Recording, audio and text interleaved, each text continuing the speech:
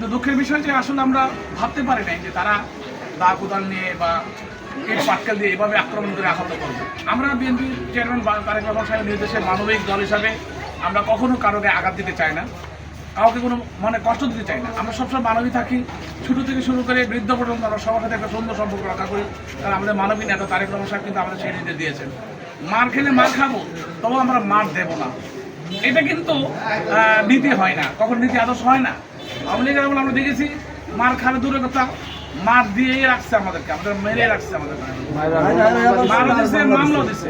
এখন আমরা আবার আওয়ামী লীগের হাত থেকে মার খাবো, এটা কখনো আমাদের নেতা কর্মীরা কাম্য না, আমরা তাদের আশা করে না। 17 বছরের অত্যাচারের পরেও আমরা দেখেছি যে আজকে এই অত্যাচার আবার তারা করছে। আমি এটুকু বলবো যে আমি যেমন তাদেরকে বলেছি যে যদি আদালতে আটকে থাকে আদালত তার বিচার করবে, আদালতের রায় অনুসারে। তো রাস্তায় কেন বা আমাদের নেতা কর্মীর উপর আক্রমণ কেন? আমাদের নেতা কর্মীরা তো তাকে কোর্টে আটকায় নাই, কিন্তু বিনিময়ে এই উপহারটুকু দিল। কিন্তু আমি আমার নেতা কর্মী সবাইকে বলবো, ভাই আমরা অন্তর্বর্তী সরকার আমরা যেমন এই এলাকায় আমরা টোটালি আইনশৃঙ্খলা বাহিনী ছাড়াই আমরা এলাকায় শান্তি রক্ষা করেছি, এখন শান্তি রক্ষা করে চলছি।